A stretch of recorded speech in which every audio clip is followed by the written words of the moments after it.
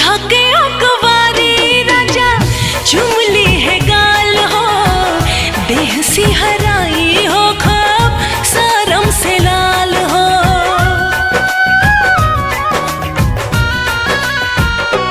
हो केसिया के छातले जिंदगी बिताएब हम, पुतरी में राखब तो के दिल में बसाएब हम। हाय मीठी मीठी बतिया प्यार के छतिया से लगब दिलदार के। हो पूरा होई जई है मोरा और मनवा, पूरा होई जई है मोरा और मनवा।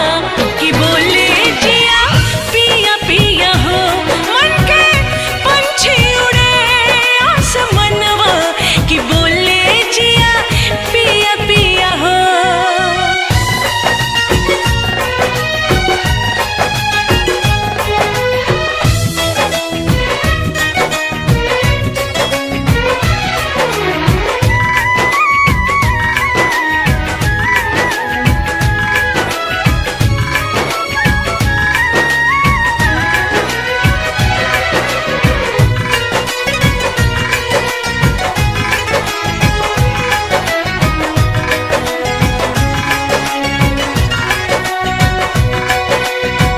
करे है किसानी सैया दूर से निहारब हम, धूल माटी देही आगे अचरा से झारब हम।